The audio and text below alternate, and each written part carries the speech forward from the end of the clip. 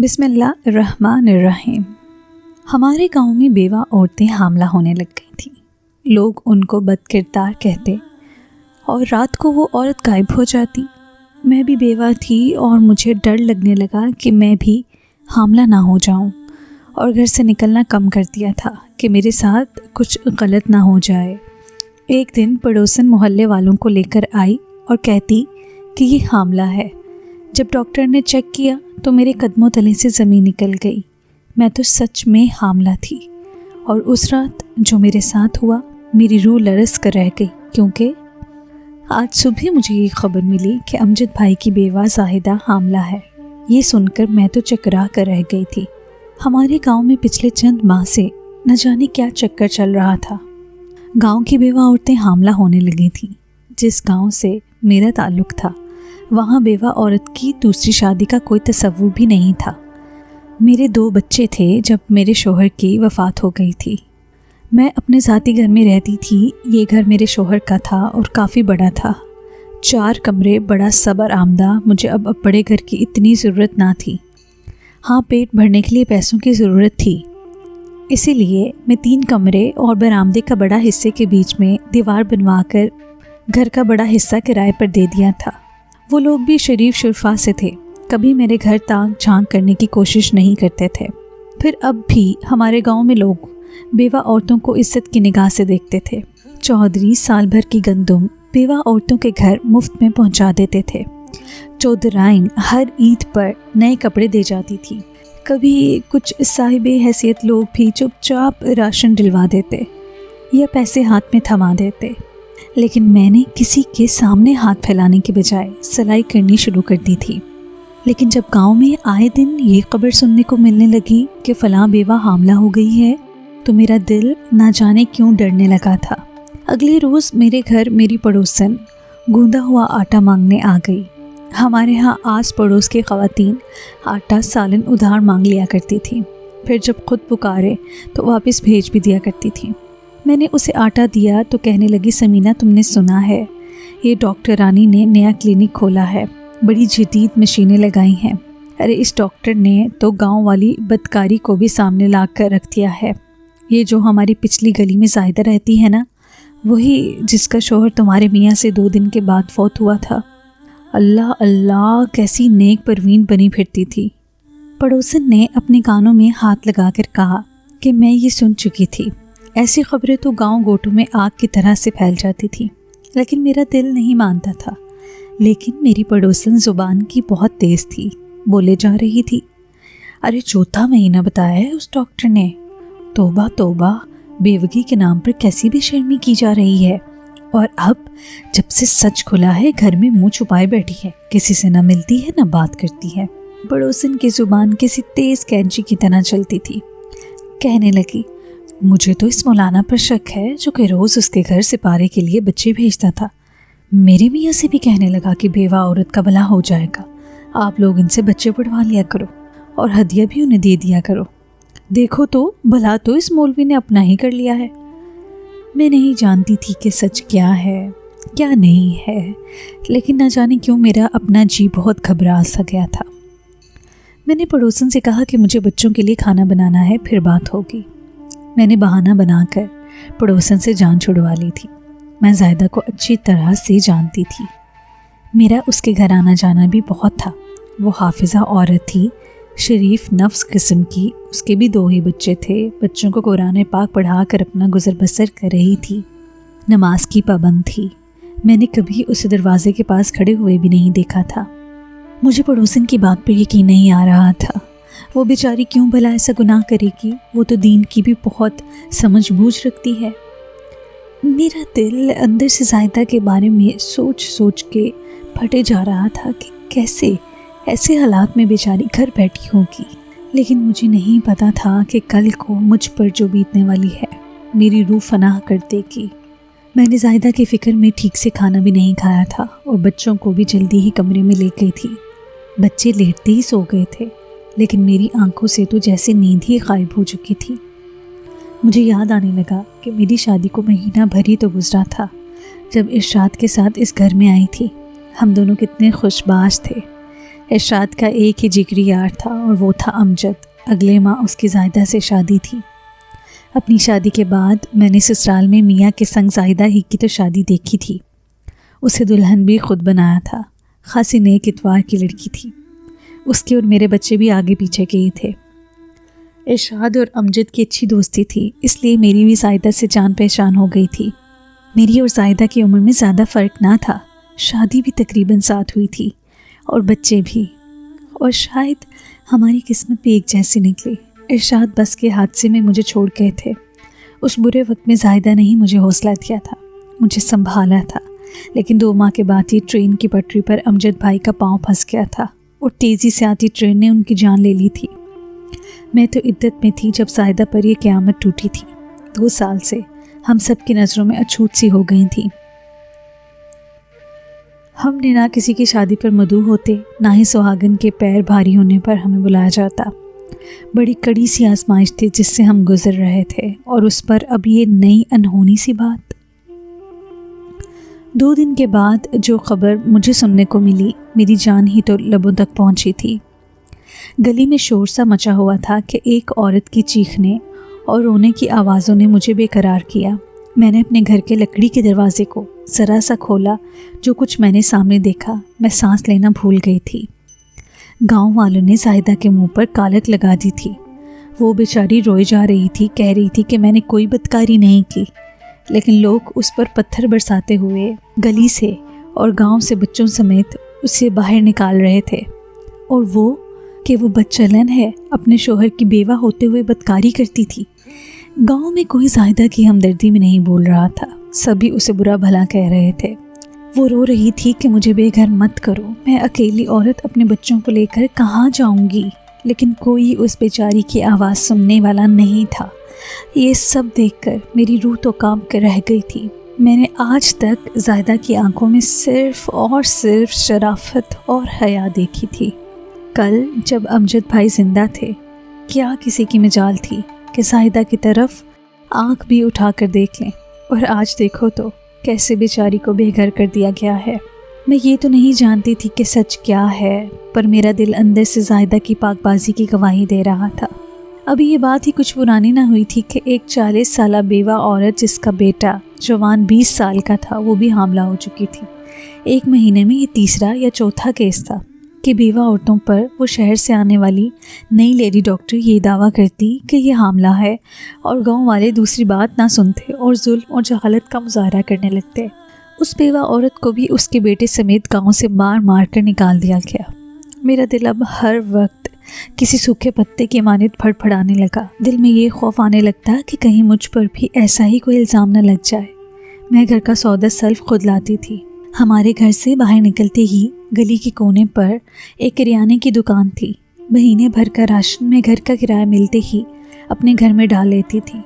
कुछ मैं औरतों के कपड़े सिलाई करके बच्चों के स्कूल की फ़ीस भर देती थी। खींच तान कर मैं महीना पूरा कर पाती थी। लेकिन अब मैंने घर से निकलना बिल्कुल छोड़ दिया था। मैं हर वक्त घर में बंद रहने लगी। इज्जत की 4 दीवारी में औरत का तहफ़्फ़ुज़ होता है। मुझे बार बार कभी जाहिदा का ख्याल सताने लगता, न जाने छोटे छोटे बच्चों के साथ कहाँ गई होगी। कभी उस औरत का, मुझे कभी कभी तो उस लेडी डॉक्टर पर गुस्सा आने लगा कि वो कैसे किसी औरत पर यह इल्ज़ाम लगा सकती थी। गांव वाले इतने भी बेअक्ल तो नहीं हैं कि एक लेडी डॉक्टर की रिपोर्ट पर बेवा औरतों पर इल्ज़ाम लगाने लगे। वो तो पहले से बेसहारा हैं, न जाने कैसे मेहनत करके अपना और अपने बच्चों का पेट भर रही हैं। अपने शौहर के नाम पर अपनी जवानी में ही खुद पर बुढ़ापा तारी कर चुकी हैं। ना सजती हैं, ना संवरती हैं, ना ही गांव की किसी खुशी में शामिल होने की उन्हें इजाज़त होती है, और ना ही किसी दूसरे मर्द के बारे में सोच सकती हैं, क्योंकि ये बात गांव की रिवायत रवाज के ख़िलाफ़ है। मेरे पड़ोस में बड़ी उम्र के 2 मियाँ बीवी रहते थे, जिनको मैंने अपना घर किराए पर दे रखा था। उनका एक ही जवां बेटा था जिससे मैंने आज तक नहीं देखा था। बस वो खातून ही महीना बाद मुझे किराया दे जाती थी। मैं उन्हें खाला कहकर पुकारती थी। उनके मैं कपड़े भी सिलाई कर देती थी। वो मुझे अपने ख़ानदान की औरतों के भी कपड़े सिलाई के लिए ला देती थी ताकि मेरा कुछ भला हो जाए। मैं सुबह ही बच्चों को स्कूल भेजकर सारे घर के काम काज करके सिलाई मशीन अपने छोटे से सहन में रखकर बैठ जाती شام تک میرا یہی کام ہوتا تھا۔ بچے اسکول سے آتے تو انہیں کھانا کھلا دیتی، بچے کھیلتے رہتے اور میں رات تک 3 جوڑے سلائی کر چکی ہوتی۔ بس میں نے اپنا دل انہی کاموں میں لگا لیا تھا۔ بس ایک زاہدہ تھی جو کبھی کبھار مجھ سے ملنے آ جاتی تھی یا کبھی میں اس کے گھر چلی جاتی تھی۔ نہ جانے بیچاری اس وقت کہاں ہوگی، کس حال میں ہوگی، اتنی بدنامی کے بعد کہیں کنویں میں نہ کود کر جان نہ دے دی ہو۔ میرا دل جب بھی زاہدہ کے بارے میں سوچتا کلک سا جاتا۔ گاؤں والے اس کے بارے میں کچھ بھی کہیں لیکن میرا دل کہتا تھا کہ وہ ایسی نہیں ہے۔ لیکن میرا سکھ چین بھی زیادہ دن تک قائم نہیں رہ پایا۔ ایک دن میری کچھ طبیعت ٹھیک نہ تھی، معدے میں بھاری پن تھا، مجھے گھبراہٹ سے الٹیاں آ گئیں۔ اسی وقت میری وہی پڑوس والی میرے گھر میں داخل ہوئی، شاید آج پھر کچھ لینے آئی تھی۔ مجھے یہ الٹیاں کرتے دیکھ کر نہ جانے کیوں مجھے شک بھری نظروں سے دیکھنے لگی۔ میں تو ڈر سی گئی تھی کہ کہیں وہ مجھ پر بھی کوئی الزام نہ لگا دے۔ وہ مجھ سے پوچھنے لگی کہ خیر تو ہے، تمہاری طبیعت کو کیا ہوا ہے؟ میں نے کہا کہ بس معدے میں درد ہے، شاید رات کا کھانا ہضم نہیں ہوا۔ لیکن تم سناؤ کیا کام تھا؟ میں نے فوراً اسے موضوع بدلا۔ وہ کہنے لگی کہ بس آٹا چاہیے تھا۔ میں نے اسے آٹا پکڑا دیا، لیکن وہ مجھے بڑے ہی مشکوک انداز سے دیکھ رہی تھی۔ پھر وہ اپنے گھر چلی گئی۔ میں اس کی اس حرکت سے پریشان سی ہو کر رہ گئی تھی کہ اگلے ہی دن مجھ پر قیامت ٹوٹ پڑی۔ میرے گھر گاؤں کی چودرائن آ گئی، میرے چھوٹے سے سین میں رکھی چارپائی پر بیٹھ گئی، کہنے لگی کہ اس گاؤں کے ہم پنچایت میں یہاں پر اسکول کالج کی ابتدا بھی ہم نے ہی کی تھی، اور میری بیٹی اب شہر سے پڑھ لکھ کر ڈاکٹر بن کر آئی ہے۔ یہاں اس نے بہت بڑا کلینک کھولا ہے، ساری مشینیں شہر سے آئی ہیں، وہ یہاں لوگوں کا مفت علاج کر رہی ہے۔ میں سمجھ گئی تھی کہ اس کلینک کے بارے میں گاؤں والے کیوں چپ ہیں، کیونکہ وہ اس گاؤں کے چودھری کی بیٹی تھی۔ اس کے سامنے تو کوئی بھی بولنے کی ہمت نہیں کرتا تھا۔ پھر وہ بڑے گھمنڈ سے بولی کہ ہم نے آج تک اپنے گاؤں کی بیواؤں کا خیال رکھا ہے، انہیں سال بھر کی مفت کی گندم دیتے رہے ہیں، عید پر جوڑے بانٹتے رہے ہیں کہ وہ بے سہارا ہیں، ہم ان کا خیال نہیں رکھیں گے تو کون رکھے گا؟ لیکن جو کچھ ہمارے گاؤں کی بیواؤں نے کیا ہے، ہم اپنا منہ چھپانے پر مجبور ہو گئے ہیں۔ عورتیں بیوگی کی آڑ میں بدکاری کر رہی ہیں، اس لیے پنچایت نے یہ فیصلہ کیا ہے کہ تمام بیوہ عورتوں کے ٹیسٹ کروائے جائیں گے۔ پھر تمہاری پڑوسن نے بھی مجھے بتایا کہ تمہاری کچھ طبیعت ٹھیک نہیں ہے، اس لیے تمہیں ابھی ہمارے ساتھ کلینک جانا پڑے گا۔ یہ سن کر میں اندر سے ڈر گئی تھی، حالانکہ میں جانتی تھی کہ میں پاک باز ہوں، لیکن پھر بھی میں خوفزدہ سی ہو گئی تھی۔ چودرائن کو انکار تو نہیں کر سکتی تھی۔ میں اس کے ساتھ اسی کلینک پر چلی گئی۔ اس کی بیٹی نے میرے چند ٹیسٹ کروائے اور پھر مجھے بیٹھ کر انتظار کرنے کے لیے کہا۔ وہ 1 گھنٹہ جو رپورٹس آنے کا میں نے انتظار کیا تھا، مجھے لگا کہ لمحہ لمحہ میں نے قرب میں گزارا تھا۔ میرے دل کی دھڑکنیں حد درجہ بڑھ گئی تھیں، میرا رنگ اڑنے لگا تھا، گھبراہٹ سے میں بیٹھی تھی جیسے کوئی گناہ سرزد کر بیٹھی ہوں۔ لیکن 1 گھنٹے بعد مجھ پر وہی قیامت ٹوٹ پڑی تھی۔ میرا تو دل یہ سن کر دھڑکنا ہی بھول گیا تھا کہ میں بھی حاملہ ہوں۔ چودرائن مجھے حقارت کی نظروں سے دیکھنے لگی، کہنے لگی کہ تم بیواؤں نے تو ہمارے گاؤں کو بدنام کر کے رکھ دیا ہے، لوگوں کی نظروں میں مظلوم بنی پھرتی ہو اور راتیں اپنے یاروں کے ساتھ گزارتی ہو، اور پھر دائیوں کو بلا کر اپنا گناہ ختم کرواتی ہو۔ چودرائن تو یوں تھی جیسے پہلے سے سوچ کر آئی تھی کہ ایسا شور اس نے کلینک میں ڈالا کہ سارا سٹاف اکٹھا ہو گیا۔ وہ رونے لگی کہ مجھے کسی بات کا کوئی علم نہیں ہے، یہ مشینیں جھوٹی ہیں جو ہم سب با کردار بے سہارا عورتوں کی زندگی دو بھر کرنے کے لیے لگائی گئی ہیں۔ میری بات ابھی منہ میں ہی تھی کہ چودرائن نے میری چٹیاں پکڑ کر گھما دی، مجھے مارنا شروع کر دیا، کہنے لگی کہ میری بیٹی شہر سے پڑھ کر آئی ہے، تم کمین لوگوں کے لیے ایک کلینک کھولا ہے تاکہ مفت میں علاج کر سکوں، اور تم بدذات عورت میری بیٹی کو جھوٹا کہہ رہی ہو۔ لاتے گھونسے مارتی رہی۔ وہ مجھے کلینک سے باہر لے گئی۔ پھر تو ایک ہنگامہ سمجھ گیا تھا، مجھے بہت مارا پیٹا گیا۔ میرا تماشا بھی سب گاؤں والوں نے دیکھا، میرے چہرے پر کالک لگا دی گئی، مجھے بچوں سمیت گاؤں سے باہر نکال دیا گیا۔ میں بچوں کے ساتھ باہر ویران سڑک پر بیٹھی آنسو بہا رہی تھی۔ میرے بچے بہت پریشان تھے۔ میں یہ سوچ رہی تھی کہ اب جاؤں گی کہاں، کیسے اپنے بچوں کا پیٹ پالوں گی، لیکن مجھے زیادہ سوچنے کا موقع بھی نہ مل سکا کہ ایک گاڑی بڑی تیزی سے میرے پاس آ کر رکی اور 3 कुड़ियल जवान से मर्द उसमें से निकल कर मेरे पास खड़े हो गए। मैंने पूछा कि आप लोग कौन हो? कहने लगा कि ज़्यादा सवाल जवाब मत करो और इस गाड़ी में बैठो। मैंने अपने दोनों बच्चों को अपने साथ लगाकर खुद से समेट लिया। मैंने कहा कि मुझे कहीं नहीं जाना। कौन हो तुम लोग? मैंने रोते हुए भी कुछ सख्त लहजा अपनाया था। उन लोगों ने जेब से पिस्टल निकाल कर मुझ पर तान दी। कहने लगे कि इनकार करेगी तो पहले तेरे सामने तेरे बच्चों को गोली मारेंगे, फिर तुझे। मेरे खौफ से होश उड़ा दिए गए। मैं उनके साथ गाड़ी में बैठ गई। वो लोग काफ़ी देर गाड़ी चलाते रहे। मैं बच्चों को अपने अंदर समेटते खौफजदा सी बैठी रही।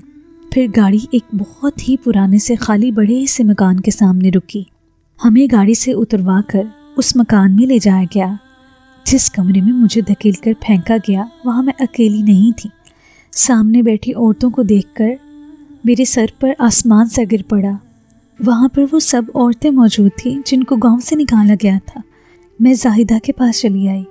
वो चुपचाप एक कोने में बैठी थी। बाल बुरी तरह से बिखरे हुए थे। होंठ के करीब जख्म गहरा था। चेहरे पर मार की वजह से नील के निशानात थे। वहाँ मौजूद दूसरी औरतों की हालत भी कुछ ऐसी ही थी, लेकिन उनके बच्चे उनके पास मौजूद न थे। मैंने रोते हुए जाहिदा को पुकारा, लेकिन वो मुझे नहीं देख रही थी। बस एक टिक सामने दीवार पर नजरें जमाई थी। मैंने कहा कि लोग कौन है? हमें यहाँ क्यों कैद कर रखा है? तुम्हारी ये हालत किसने की है? लेकिन जाहिदा ने कोई जवाब ना दिया, कुछ नहीं बोली। एक लफ्ज़ तक उसके मुंह से अदा ना हुआ। कुछ देर के बाद ही एक शख्स अंदर दाखिल हुआ और मेरे बच्चों को मुझसे छीनने लगा। मेरे बच्चे माँ माँ कहकर रोते हुए मुझे पुकारने लगे। मैं भी बेतहाशा रोने लगी कि मेरे बच्चों को मेरे पास रहने दो, कहाँ लेके जा रहे हो? लेकिन मेरी कोई पुकार ना सुनी गई। वो लोग मेरे रोते बिलखते बच्चों को मुझसे छीन कर ले गए। वहाँ मौजूद सब औरतें मजलूमियत की तस्वीर बनी बैठी थी। मैं सबसे पूछ रही थी कि तुम लोगों के साथ हुआ क्या है, हमें क्यों रखा जा रहा है, लेकिन किसी ने कोई जवाब ना दिया। पूरी रात मैं रोती रही। मुझे मेरे बच्चे याद आते रहे। रात एक औरत आई, खाना रख कर चली गई। सब औरतों ने खाना खामोशी से खाया और चटाई पर लेट गई। मैंने एक लुकमा भी मुंह में नहीं डाला था। ना जाने मेरे बच्चे कहाँ थे, उन्होंने कुछ खाया भी था कि नहीं। मेरी छोटी बेटी 5 साल की थी, खाना भी मेरे हाथ से खाती थी। मेरे बगैर न जाने कितना रो रही होगी। रात को रोते रोते मेरी आंख लग गई। मुझे नहीं मालूम कि रात का कौन सा पहर था जब मुझे झंझोड़ कर उठाया गया। मेरी आंख खुली तो वही औरत जो खाना देकर गई थी मुझे जगा रही थी। कहने लगी, बाहर आओ, तुम्हें तुम्हारे बच्चों के पास ले जाऊं। बच्चों का सुनकर मैं फ़ौरन से बैठ गई। उस औरत के साथ उस कमरे से बाहर निकल गई। कमरे से बाहर निकलकर मैंने उस औरत की तकलीद में जाने लगी। वो एक कमरे से बाहर जाकर खड़ी हो गई थी। कहने लगी, अंदर चली जाओ। मैंने जल्दी से दरवाज़ा खोला। मेरे बच्चे अंदर ना जाने कितना रो रहे होंगे, ना जाने उन्होंने कुछ खाया भी होगा कि नहीं। ऐसी सोचें मेरा दिल दहला रही थी। लेकिन जैसे ही मैंने अंदर दरवाज़ा खोला, कमरे का मंजर ही अलग था। काफ़ी खूबसूरती से सजा हुआ कमरा था। कमरे में एसी भी चल रहा था, लेकिन वहाँ कोई बच्चा ना था। जो शख्स था उसे देखकर मेरे पैरों तले से ज़मीन निकल गई थी। वो हमारे गांव का चौधरी था जो बड़ी कमीनगी से हंस रहा था। उसे देखकर मेरा दिल सूखे पत्ते की तरह से कांपने लगा। उसकी नज़रों में हवस की चमक देखकर मैं वहीं पलटने लगी। उसने पहले कि मैं दरवाज़ा खोलती, वो चौधरी गरजदार आवाज़ से बोला। कहने लगा, अगर अपने बच्चे ज़िंदा सलामत चाहती है तो कमरे से बाहर मत निकलना। मेरा हाथ दरवाजे के नेब पर जाकर रुक गया। मैंने दरवाजे का नेब छोड़ा और उस चौधरी के सामने हाथ जोड़ने लगी कि वो मेरे बच्चे मुझे लौटा दे। वो मेरे पास आ गया। कहने लगा कि अगर मैं उसकी हर बात मान लूँ तो वो मुझे मेरे बच्चे लौटा देगा, और अगर मैंने जाहिदा की तरह इनकार किया तो जाहिदा का हशर सोच लो, क्योंकि मुझे उसके नापाक इरादों से बचाने वाला कोई नहीं है। मैं सुनकर पत्थर की हो गई थी। कैसा जुल्म था, कैसी अंधेर नगरी थी। कोई हम गांव में रहने वालों का पुरसाने हाल नहीं था, लेकिन एक नेक औरत थी। अपनी इज्जत को बचाने की उसने आखिरी हद तक कोशिश की होगी, क्योंकि गुनाह का अजाब अच्छी तरह से जानती थी। मैं बहुत सौम और सलात की पाबंद तो ना थी, लेकिन उस गुनाह को मैं भी नहीं करना चाहती थी। میں نے اپنے دل میں اپنے رب کی مدد مانگنی شروع کر دی۔ کاش کہ کوئی اللہ کا عذاب ہی اس شخص پر نازل ہو جائے جو ہماری عزت بچ جائے۔ کیسا ظلم تھا کہ جیسے ہی وہ چودھری میرے قریب آیا، اس نے میرا دوپٹہ اتارا۔ مجھے لگا کسی نے میری روح کھینچ لی ہو۔ میں نے اس چودھری کو بری طرح سے پیچھے دھکا دے دیا۔ وہ شاید اس افتاد کے لیے تیار نہ تھا، اس لیے دور جا کر گرا۔ میں فوراً سے کمرے سے باہر نکل گئی، لیکن باہر اسی کے گارڈ موجود تھے جنہوں نے مجھے فوراً سے پکڑ لیا۔ وہ چودھری بڑے غصے سے باہر نکلا، مجھے کمرے میں واپس لے جا کر مارنے پیٹنے لگا۔ کچھ ہی دیر میں میں نیم مردہ سی ہو کر رہ گئی تھی۔ اس سے پہلے کہ وہ میری عزت کو پامال کرتا، پولیس موبائل کی آوازیں گونجنے لگیں۔ وہ چودھری مجھ سے پیچھے ہٹ گیا۔ ایک افراتفری کا ماحول تھا۔ پولیس اندر داخل ہو چکی تھی۔ سب لوگوں کو گرفتار کر لیا گیا تھا۔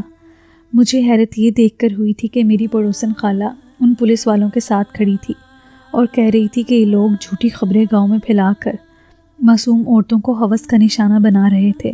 اس وقت پہلی بار مجھے یہ انکشاف کھلا کہ اس عورت کا بیٹا پولیس آفیسر تھا اور وہ لوگ اس گاؤں میں ان چودھریوں کے خلاف ہی ثبوت اکٹھا کرنے کے لیے آئے تھے۔ ہم سب عورتیں آزاد ہو چکی تھیں۔